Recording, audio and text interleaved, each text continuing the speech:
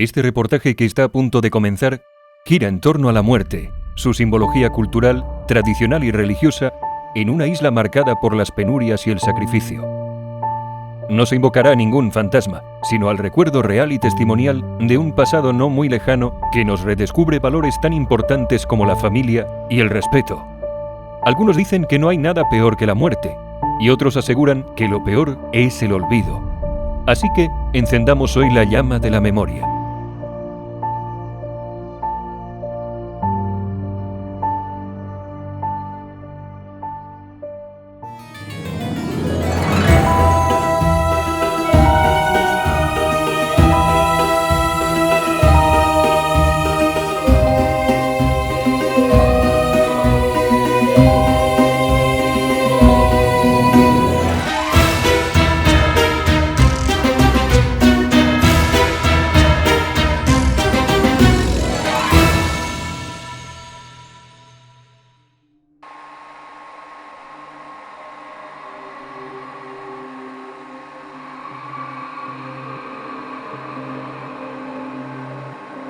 Finados como se refiere al final, a los finiquitados, a los muertos. Ese es el concepto del Día de los Finados, el Día de los Muertos. La muerte se ve de manera distinta según la cultura. Todos nacimos para morir, pero no todos la asimilamos igual. Conocer algunos ritos, creencias y celebraciones en torno a la muerte puede explicarnos mucho sobre nuestra manera de vivir. En el calendario pagano y cristiano, noviembre es el mes en el que se recuerda a los muertos. Pero en la actualidad, una corriente importada ha sepultado una manera autóctona, insular y canaria de celebrar la vigilia del día anterior a la fiesta de Todos los Santos, la llamada Noche de Finados. La referencia que nosotros hemos recogido de las costumbres aquí en Lanzarote, igual que en el resto de las islas, con alguna diferencia depende de la localidad, pues se reunían todas las familias alrededor de las personas mayores y se hacían mistelas, se hacían unas bebidas especiales para esa noche, y decían que a veces las abuelas y los abuelos pues, se sentaban sobre las esteras a hablar de las virtudes de los distintos difuntos. En alguna familia, pues yo recuerdo también en mi casa lo de las famosas lamparitas, ¿no? Que se encendía una lamparita por cada difunto que hubiera en la familia. Y luego al día siguiente me acuerdo que los niños íbamos de casa en casa pidiendo, decíamos que era por los difuntos, y nos daban, pues daban pues, algún higo pasado y cosas de esas. En las panos por ahí se era muy costumbre de dar lo de las castañas famosas. El vino, todo lo que se ha trabajado a nivel agrario durante el verano, pues se inaugura ese día.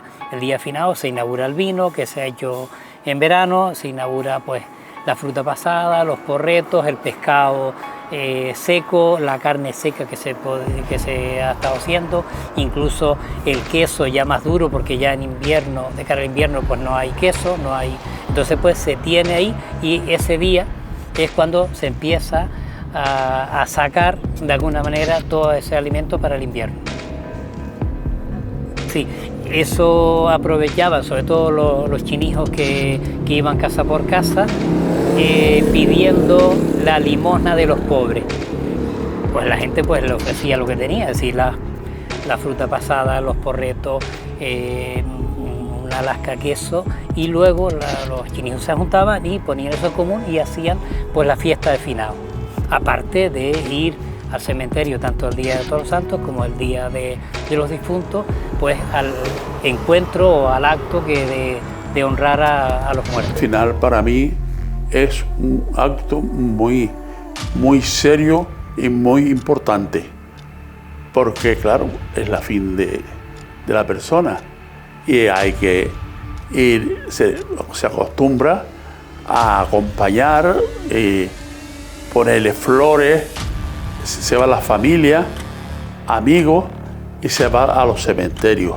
Se enrama todas las tumbas, y entonces va el cura, dice sus misas allí, todo el mundo a rezar.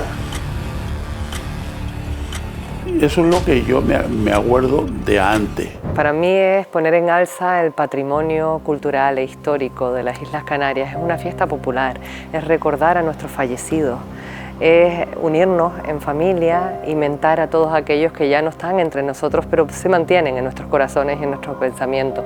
Yo creo que es importantísimo mantenerlo vivo. El Día de los Finados es algo fundamental para lo que es la cultura canaria. Mientras Halloween evoca a brujas, fantasmas y una suerte de extrañas criaturas que van desde lo grotesco a lo esotérico, la noche de Finaos era un momento para recordar con máximo respeto al que ya no estaba entre los vivos.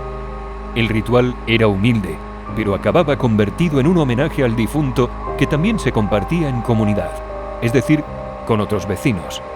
Sí, bueno, he traído la palmatoria y esta palmatoria era lo que se hacía esa noche. Esa noche del 1 al 2 la familia se reunía. También es verdad que nos tenemos que poner en situación.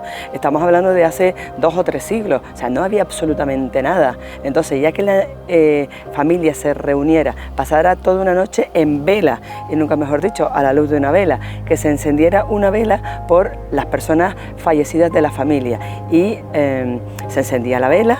Y pues esta vela es pues por el abuelo, no sé, Antonio, que emigró a Cuba, que se casó, que tuvo 3 hijos, que tuvo una anécdota con el burro. No sé, pues era importante el tema de la palmatoria, porque se encendía y se hablaban de los difuntos. Sobre todo en la sociedad canaria está el tema del matriarcado. Entonces la abuela sigue siendo y era una figura muy importante, era una figura que se veneraba, se respetaba, y ella hablaba y ahí todo el mundo callaba. Y entonces, claro, además era la que guardaba más historias y sabía más anécdotas de la familia.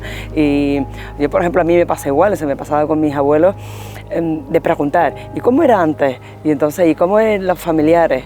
Y entonces, pues, se reunía la familia, y es verdad que los niños, pues claro, sí, estaba en el momento de encender, pero luego se rezaban el rosario, y el rezar el rosario pues era un poco más aburrido, y los niños se iban a jugar o se iban de casa en casa a buscar el finao, y entonces tocaban y les daban pues las golosinas de la época, pues que era pasas, eran higos porretos, que a mí me cuesta todavía explicarle a mis alumnos qué son los higos porretos, y entonces pues pasar esa noche en recuerdo a las personas queridas que ya no estaban. Yo siempre me crié con mi abuela, la madre de mi padre. Y la noche de finado yo me acuerdo desde los 4 años, muy pequeñita. Ella asaba castaña, tenía la botella de anís, para las copitas de las personas que iban llegando y visitando, las personas que parece que antes se visitaban más que ahora. Y todo eso, y los reuníamos la familia, claro, lo más cercano, mis hermanos, que eran más pequeños que yo soy la mayor, y allí estábamos con mi abuela siempre. Eso me recuerdo de ella desde los 4 años, que ella era, parece que en vez de la abuela era la madre, porque mi madre vivía con ella, y mis 7 hermanos, 6 hermanos y yo, pues vivíamos también todos juntos, ahí en el varadero, que tenía la casa, o tenía otra aquí en el campo, que ella vivía del campo, de los animales, de todas esas cosas. Y como tenía de todo, mi abuela solo hacía las comidas para todos, porque antes no es como ahora, que ahora hay muchas necesidades, pero antes no. Antes no teníamos necesidades por parte de mi abuela, porque mi abuela tenía un poco más que así animales que matar, gallinas, huevos, la leche y todo eso. Y por eso estábamos siempre con mi abuela, porque mi abuela los arropaba todo. Yo no sé si es una influencia religiosa o es otra influencia, pero sí hay como una creencia que la gente permanece aquí entre nosotros, al menos mientras la memoria la tengamos viva, están aquí con nosotros, no desaparece la gente. Esa es una creencia que se mantiene. En aquella vigilia vespertina anterior a acudir al cementerio, se escuchaban por la calle los ranchos de ánimas, que surgían de las cofradías creadas en las ermitas, iglesias y conventos, ahora prácticamente extinguidos. Y estos ranchos de ánimas nacen como especie a raíz de las distintas cofradías que se crearon, aquí se creó en el convento de Santo Domingo, que era pedir dinero para los difuntos, para la gente pobre que no tenía un cajón. Ahí había un cajón que se prestaba, el difunto se llevaba en este cajón hasta la puerta de la iglesia y luego hasta el cementerio. Hasta hace unos 20 años por ahí había un cajón en la cripta que está en el cementerio de aquí de Teguise. Y luego había el famoso paño de lágrimas, paño de ánimas, que la gente después confundía con el paño de lágrimas. Cuando uno estaba triste decía que parecía un paño de ánimas, ¿no? Y era el paño ese que se cubría, porque no había tela, mucha tela, la gente pues se cubría con un paño y también se llegaba a alquilar. Hay diferencias, referencias, sobre todo en Tinasmo hay una referencia en que la iglesia pues alquilaba este paño de ánimas, ¿no? Y luego la iglesia también estableció una serie de normas que era la asistencia que tenía el sacerdote en las distintas procesiones, ¿no? Y había como una especie de raya. Hasta tal raya el cura cobraba una serie de rantos y era hasta 3 rayas, que era lo máximo, que era llegar al cementerio. La primera raya estaba saliendo desde la casa del difunto hasta la puerta de la iglesia, que era obligatorio llevarlo a la puerta de la iglesia, y luego empezaban las distintas rayas que establecía la propia iglesia. Medio pueblo, fuera del pueblo y hasta el cementerio. Cuando se crearon los cementerios, a partir sobre todo de 1790, ¿no? Porque antiguamente no había cementerios. Y entonces a raíz de eso pues la iglesia también estableció sus normas esas para que cobrar. Lo mismo ocurría si el cura iba solo, él cobraba unos cuantos reales, unas cuantas pesetas. Si iba acompañado, más todavía. Si iba acompañado de la cruz, subía el coste. Y si iba con ciriales pues, y con capa, pues había poco más o menos que vender un par de cabras o vender alguna finca para pagarle al cura para acompañar al difunto allí. Los ranchos, pues es un grupo de personas, es un grupo musical que venían con los franciscanos, y entonces ellos, estaba la creencia muy arraigada del purgatorio. Entonces del purgatorio se sale y la creencia era que aquellas personas que no habían cometido pecado mortal pues estaban ahí, si no se habían confesado, tenían algún pecado leve, estaban ahí, y la creencia era que si tú rezabas, ofrecías misas, se salía, ayudabas a tu ser querido a salir del purgatorio. También, entonces, ¿qué pasaba? La noche esa del 1 al 2, los ranchos empiezan a salir. Van casa por todo el pueblo. Las canciones les cantan a los muertos. Son canciones de lástima, de pena, lentas, monótonas, repetitivas.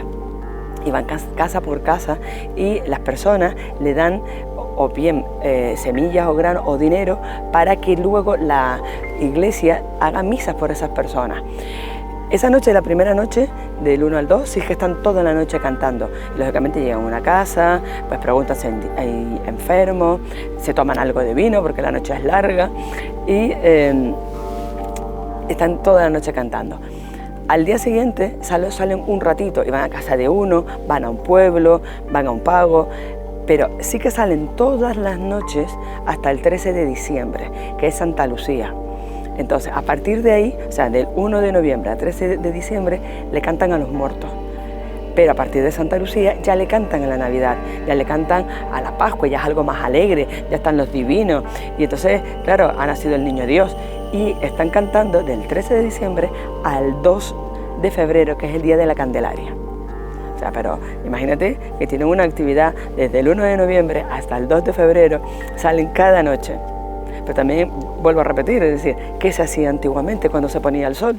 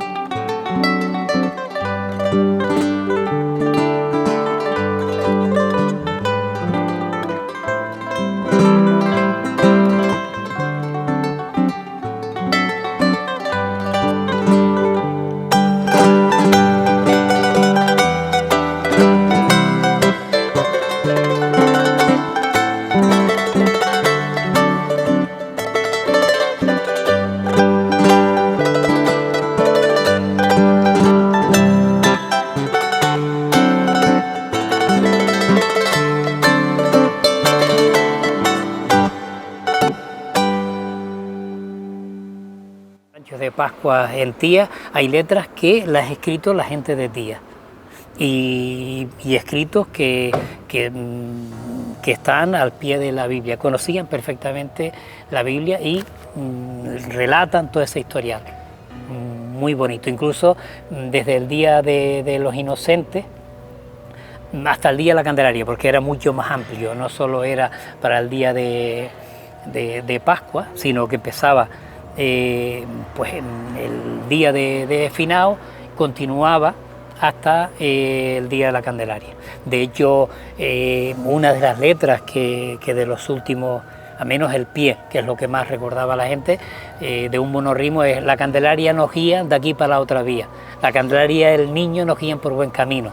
Y eran los pies que iban cantando el coro, y luego pues el solista pues iba con una retahíla tremenda cantando todo el tema del rancho. Por desgracia son valores culturales que tienden a desaparecer si no hay un compromiso porque esa cultura se conserve, pero que sí que son unos valores culturales muy ricos, muy variados, no solo en música, sino en letras, en las distintas tradiciones que hay ahí, que sería una pena que todo ese bagaje cultural o toda esa pella cultural de alguna manera desaparezca.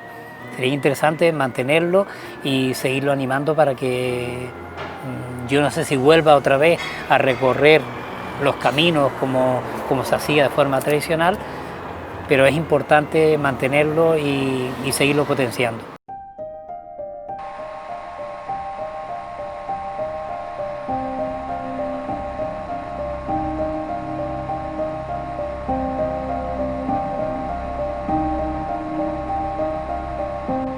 Estas fotografías de José Pérez Duque, pertenecientes a la década de los 60 del siglo pasado, muestran la costumbre de retratar a toda la familia delante de la tumba de un ser querido. Aquí la gente, el hecho de que iba a los cementerios a hacerse la foto, el hecho de que pusieran el muerto ahí sobre la mesa para hacerse la fotografía, el hecho que adornaban todo cuando nos moría un niño pequeño, pues lo llenaban de flores como si fuera pues, no una alegría, ¿no? Sino de darle importancia a la muerte, porque ellos consideraban la muerte como un traspaso, ¿no? Una pauta en el caminar, el devenir de la existencia. Yo cada día pues voy al cementerio, a ponerle flores, bueno, cada día no, cada sábado, siempre después que murió mi hijo. Y mi marido están casi juntos. Yo cada sábado, durante 18 años, estoy yendo al cementerio a ponerle las flores. Sí, yo el Día de los Difuntos teníamos la costumbre de ir al cementerio y llevarle flores y rezar. Eso hacíamos siempre el Día de los Difuntos. Yo me acuerdo de levantarse uno de madrugada para ir a casa de mis abuelos en Tía, para ir ese día al cementerio. Si no tengo referencias de que se hiciera de alguna manera como se hacía en Gran Canaria, el preparar un sancocho y comérselo allí en la tumba de la gente allegada. Aquí sí había una parte íntima que era ir a colocarle las flores y demás, ese acto íntimo de rezar delante de la tumba, y luego más en común, más para todos, cuando se hacía el responso o la misa que se hacía allí en el mismo cementerio, que ya era más general, pero estaba la parte íntima y la parte general, que es lo que de momento se seguía haciendo.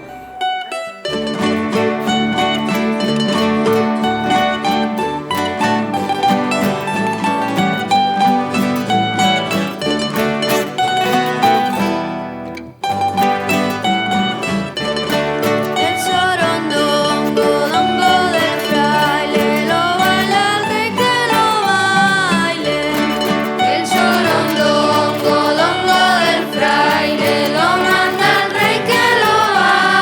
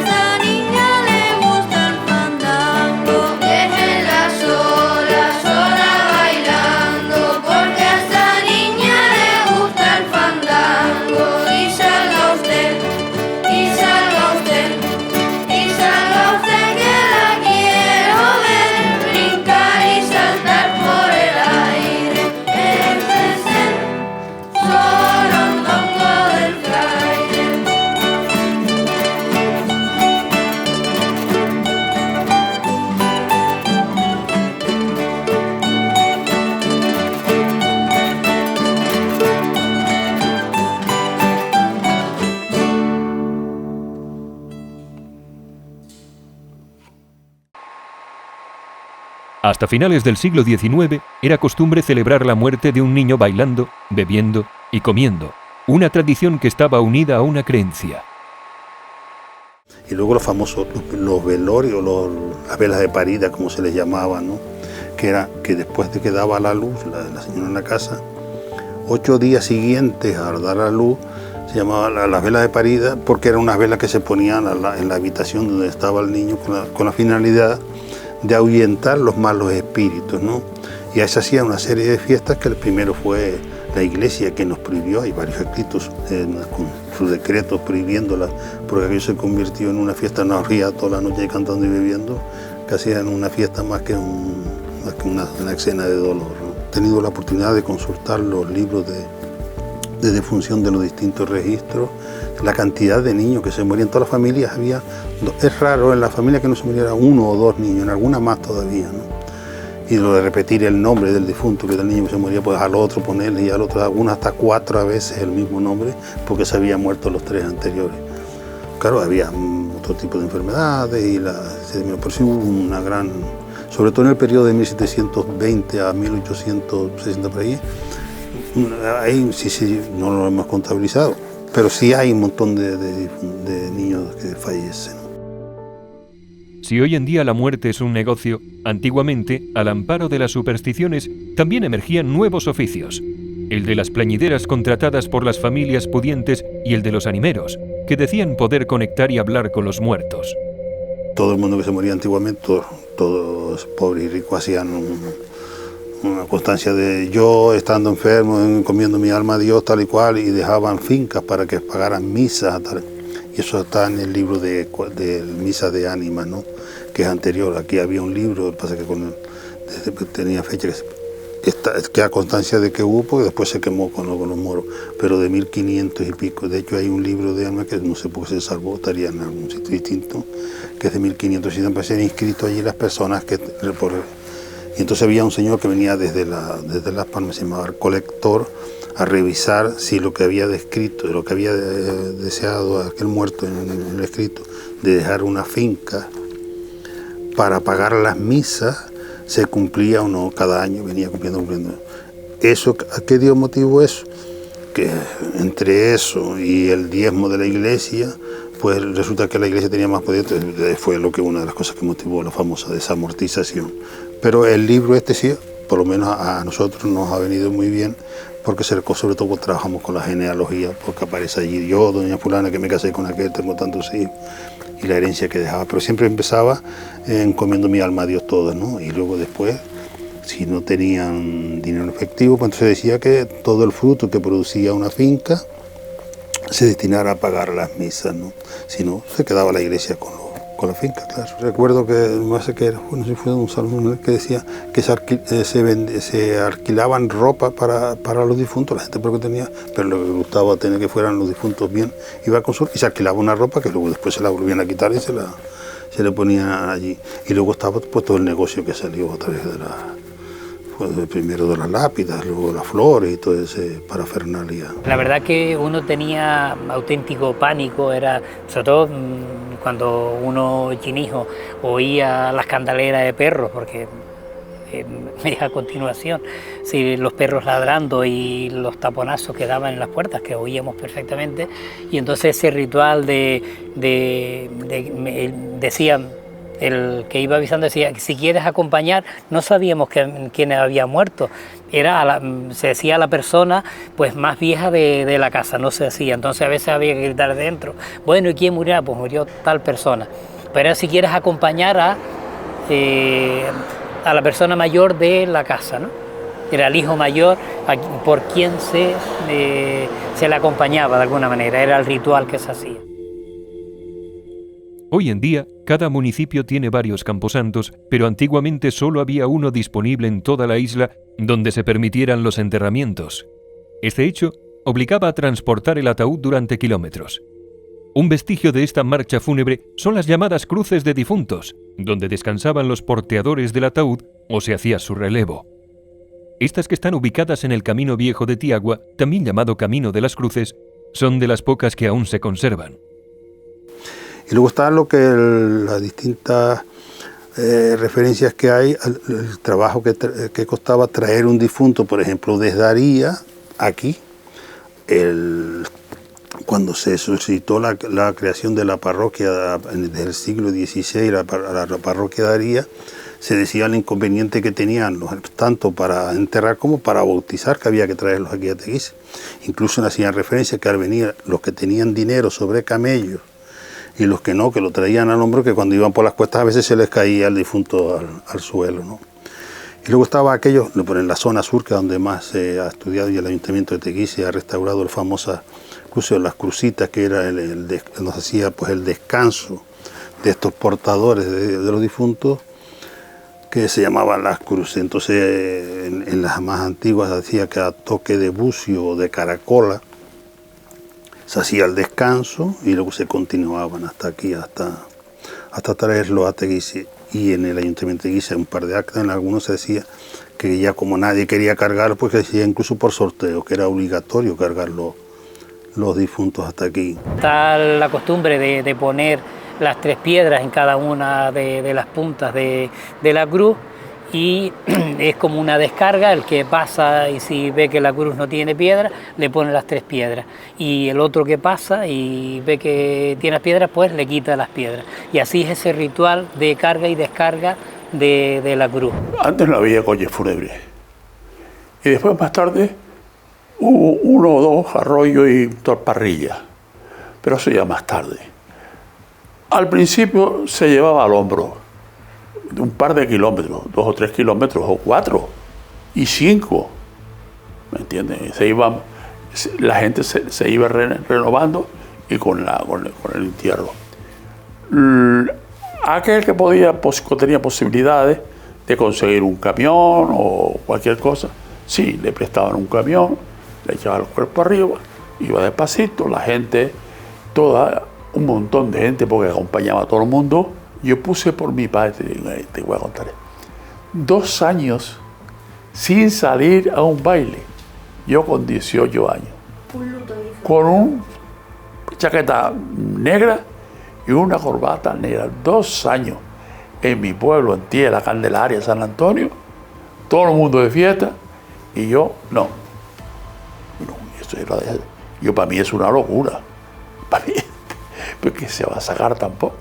Pues, y no lo hacía yo solo, lo hacía, claro, todo el mundo. En principio era negro absoluto, luego después pues, los hombres recordaban lo de ponerse por la banda aquí con un paño negro cuando había habido un difunto en la familia, ¿no?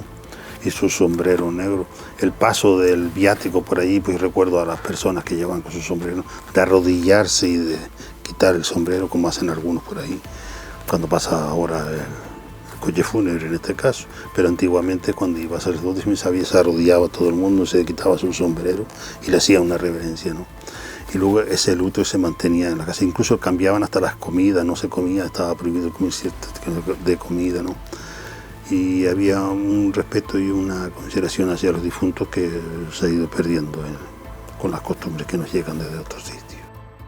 En Tías, la lejanía de la iglesia de la Candelaria con respecto al casco urbano que se había ido desplazando animaron a la población a solicitar otra ermita más cercana que se comenzó a construir aquí. De nuevo, el azote de una dura crisis económica impidió su completa ejecución.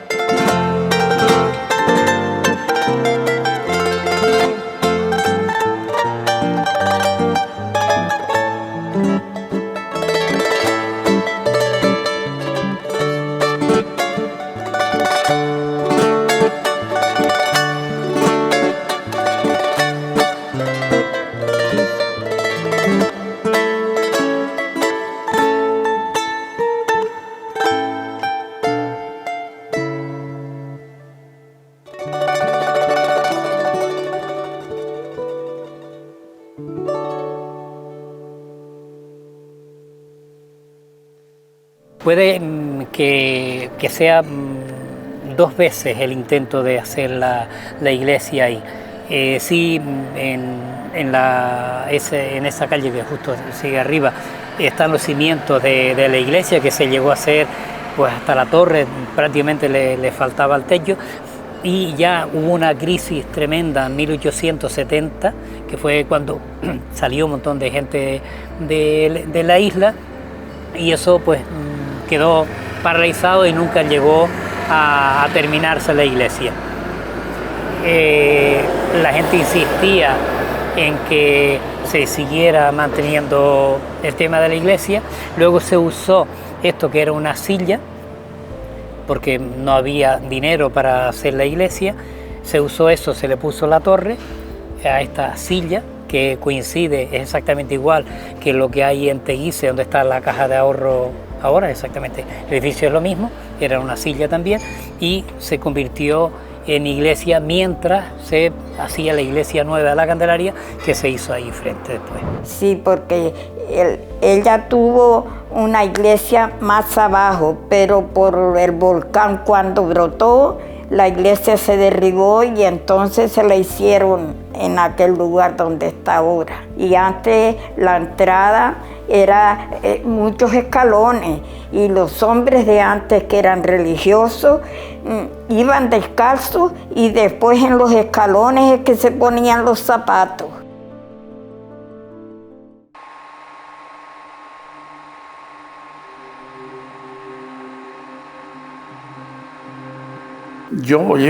Mi padre murió en el 56.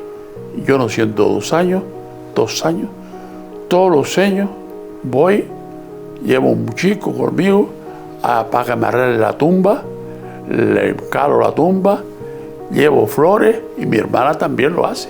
Pero claro, ya yo no puedo, ya dije que yo, pero desde el año 56, cuando a mi abuela antes, me acuerdo de mi hermana y yo ir a llevar flores, ya pasado años, y hacíamos todo eso. Yo voy al cementerio todavía, paro el coche fuera en la puerta. Claro, allí me harto de llorar por mi padre. Mi padre fue un padre especial. Y para todos los hijos son especiales, claro.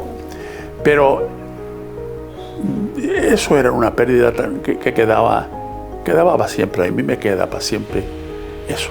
Y por eso, pues, voy a la tumba, iba, y siempre la tenía bien arregladita. Y mucha gente le pasaba igual. Y otros no, otros ya se alejaban un poco, y cosas esas, pero ha habido de todo, sí. Yo tenía miedo al cementerio. Yo me acuerdo que venía, por ejemplo, aquí a Maya a hablar con la mujer que tengo, novio, y vivía en Tía. Y tenía yo un caballo.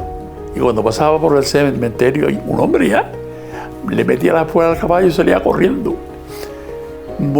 Desde que murió mi padre, yo entro al cementerio a cualquier hora de la noche, porque se me quitó el miedo total. Por eso sí, había mucha gente que teníamos miedo al cementerio. Es curioso eso. Y la Iglesia nos invita a eso, a vivirlo espiritualmente desde la fe en la resurrección.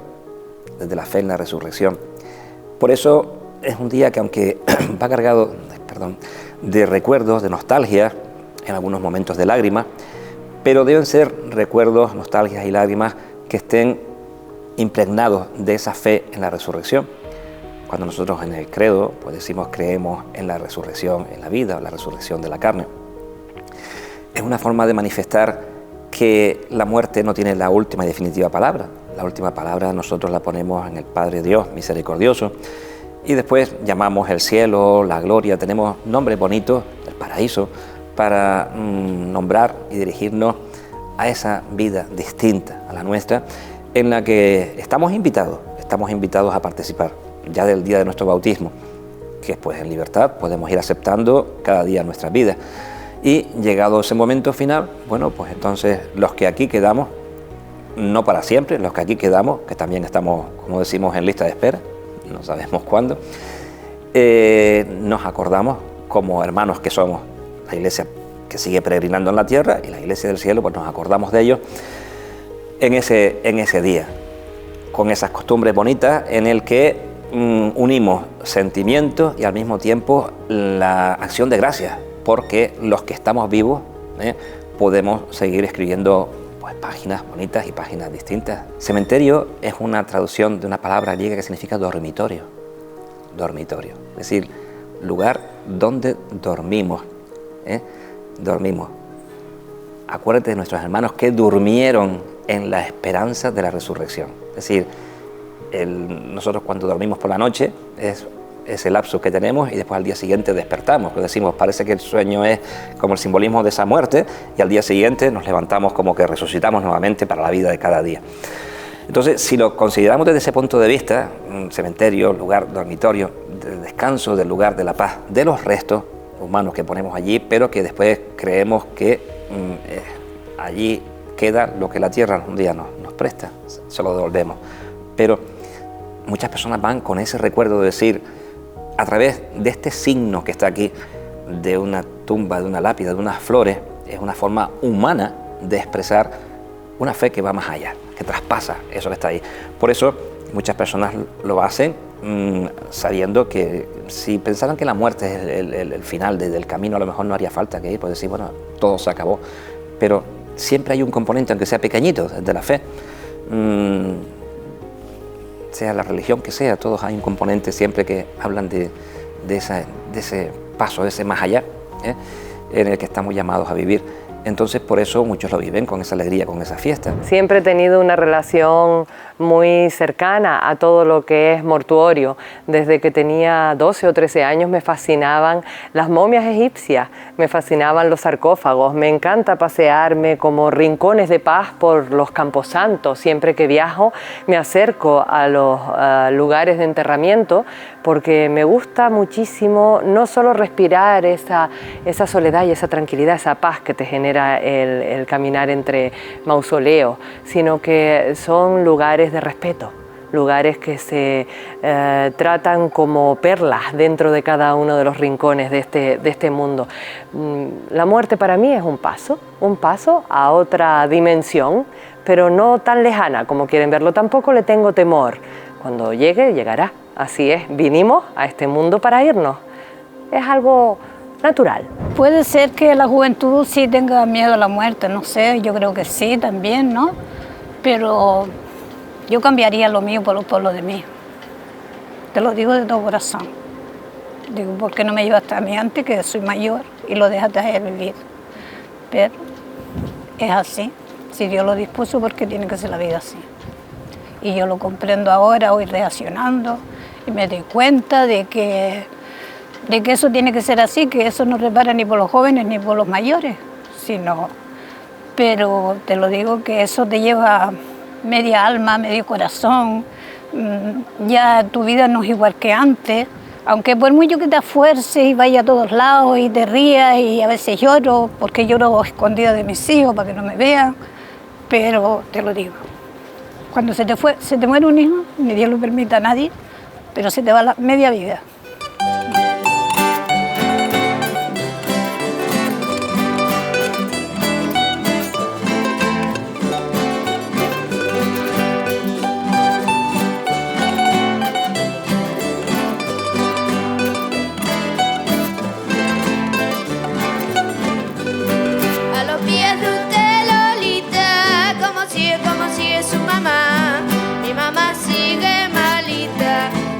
De un ataque que le da a los pies de usted, Lolita.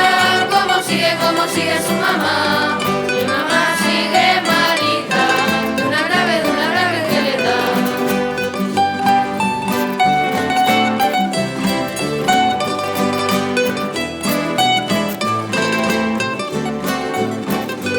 Si su mamá está malita, que la lleven al doctor y le manden unas pastillas para calmar su dolor. Si su mamá está malita, que la lleven al doctor y le manden unas pastillas para calmar su dolor.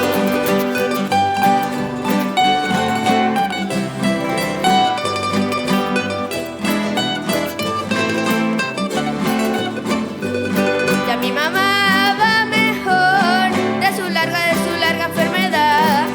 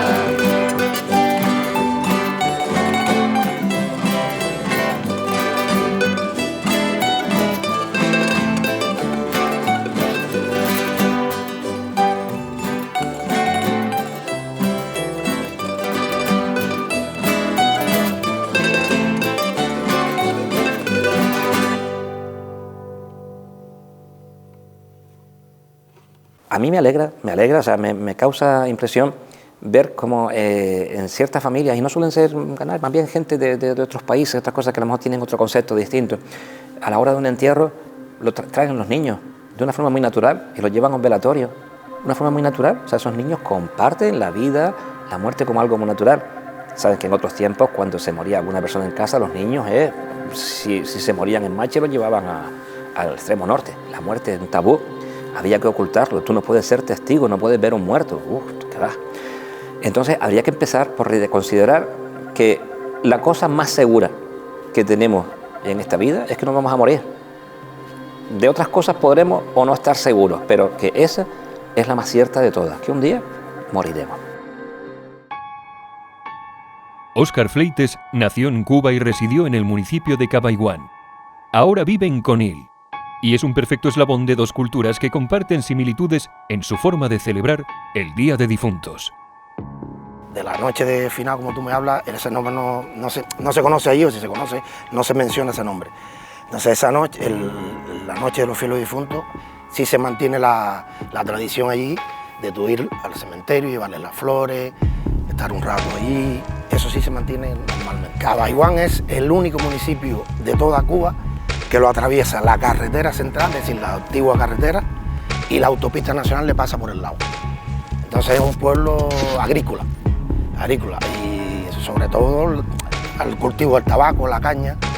Cabaiguán tiene una de las 3 fábricas de tabaco de exportación, del Coiba, del Montecristo.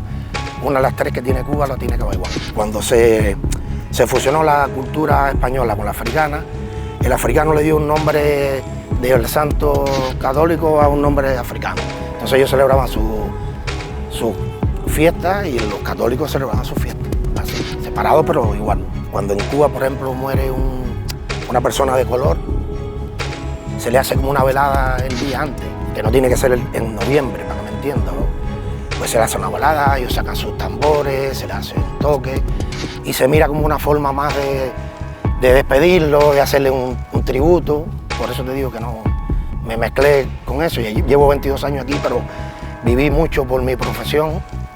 Participaba con ellos porque toco percusión, tocaba tambores y ya tú lo veías como una cosa natural. En la noche de finaos, como en otras muchas costumbres, llama la atención el valor de la palabra, el legado de la tradición oral. El peso que tenía la figura de los abuelos y la fuerza de sus enseñanzas e historias tiene incluso a día de hoy una relevancia notable en nuestra infancia y valores. La cuentacuentos Cristina Temprano nos desvela las razones de la magia de la oralidad y de esos relatos antiguos que han traspasado la barrera del tiempo.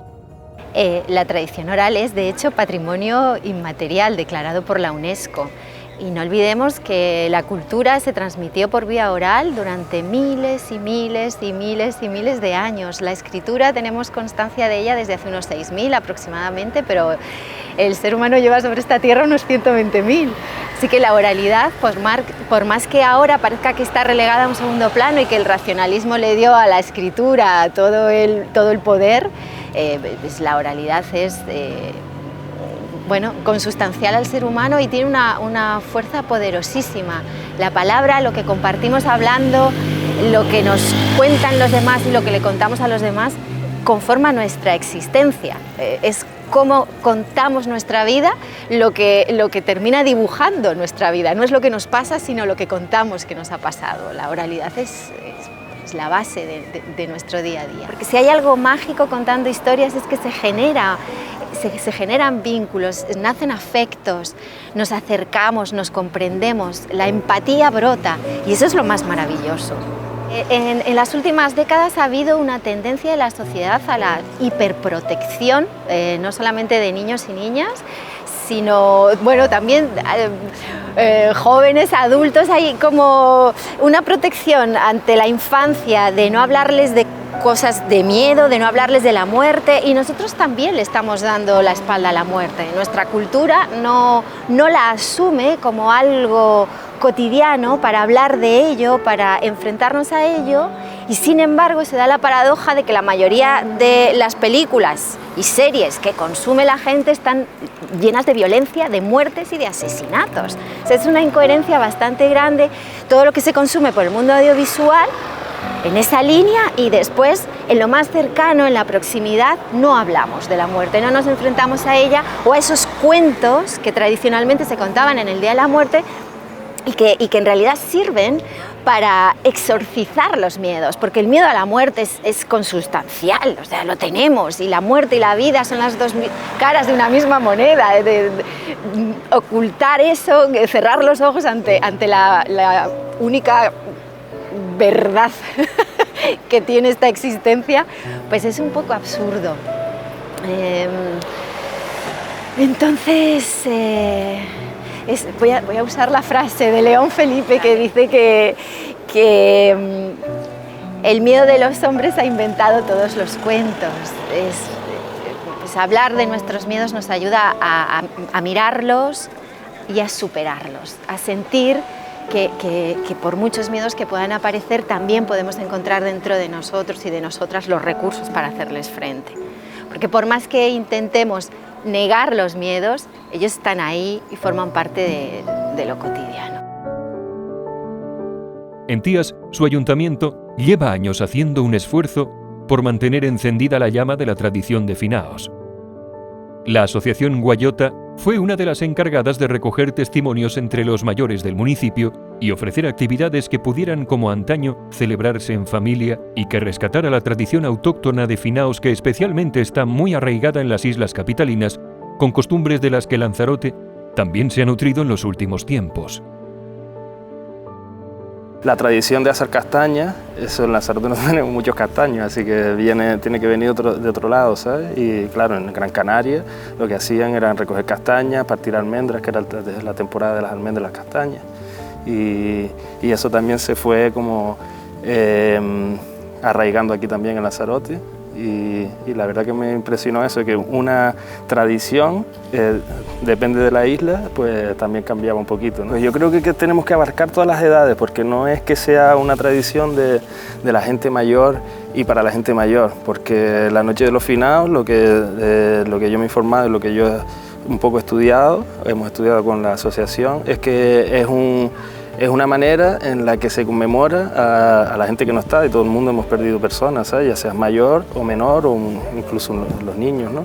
Entonces es una manera de recordar, no es una manera triste, sino incluso festiva, porque se recordaban anécdotas de las personas que ya no están, se recordaban historias, y además se acompañaba con comidas familiares, donde también habían algunos licores, entonces era casi festivo, pero no era festivo, era, yo digo, conmemorativo, ¿no? Al fin y al cabo la globalización hace que a partir de los 90 más o menos todo se importe, todo sea un producto, ¿no? Entonces Halloween es un producto súper vendible. En esta época de consumismo, pues Halloween es algo que a todo el mundo le gusta, ¿sabes? Disfrazarse, el tema de los monstruos, del miedo. Entonces eso yo creo que hizo también apartar lo poco que había de las tradiciones nuestras, apartarlas un poquito, la gente se fue olvidando, y el problema muchas veces que pasa con la historia y con las tradiciones es ese, que se olvidan, ¿sabes? Porque están ahí. Lo que pasa es que hay que volver a sacarlas a la luz e intentar potenciarlas, porque al fin y al cabo nosotros, la historia de los pueblos es los recuerdos de lo que tenemos. Yo el mensaje que le mandaría es seguir con esas tradiciones tan bonitas y tan sentimentales de antes, tanto respeto, menos comercio, porque realmente para mí nos han metido esas fiestas por comercio, por economía, no por la parte del sentimiento, del respeto a esa familia. Para mí ha sido así. Yo creo que lo de antes era exagerado por completo. Yo creo que hoy hace falta un respeto mucho más fuerte que lo que hay. Yo creo que cuando haya que se muera un padre o una madre, yo creo que no está de más, no pierde nada con ir a un cementerio, llevar un ramo de flores, y si cree, rezar un Padre Nuestro, ¿me entiendes? Tampoco creo en esos lutos tan grandes, tampoco. Creo que no es necesario eso. Yo creo que se siente a la familia en el corazón de uno, que si se ha portado bien con sus padres o no se ha portado, si sus padres también se han portado bien, que creo que todos se porten bien, pero siempre. Yo creo que eso es que debería haber un respeto que no cuesta tanto, no cuesta dinero. Eso de montarse un taxi en vez de estar con un coche, corriendo para arriba y para abajo. Vete un rato al cementerio y visita la tumba de tu padre donde estuvo allí. Sé que no vas a hacer nada ni lo vas a resucitar, pero yo quedo más satisfecho. Estuve con mi padre un rato. Eso es lo que yo. En la familia nuestra, tanto la de mi padre como la de mi madre, somos 7 hermanos y todos somos una piña. Lo que tenemos uno tenemos al otro, lo que no tenemos al otro lo pedimos al otro. Todos vivimos en la misma calle, los que quedan vivos, que se murieron 2. Y nosotros la familia siempre los reunimos, y todavía, ahora no por esto, ¿no? Por lo que está pasando, pero sí, 1 o 2 a tomarse un café, pero no es igual. Pero siempre estamos en reuniones haciendo comida, hasta que pasó esto que pasó. Y somos una familia muy unida, de verdad que sí, lo digo de todo corazón. Yo he pensado tantas veces cuando veo en el cementerio tanta cantidad de flores, que yo digo, si estas flores, el dinero que se invierte en estas flores se le diera a los pobres, yo creo que le haría más a los difuntos. Porque las flores no son sino cosas de este mundo. Al difunto sí le hace rezar, eso sí llega al cielo, pero las flores se marchitan. Yo no soy muy partidaria de flores, pero bueno, también es una pena que tengan todos y, por ejemplo, un familiar de uno no. Siempre uno tiene esa precaución de llevar una florita.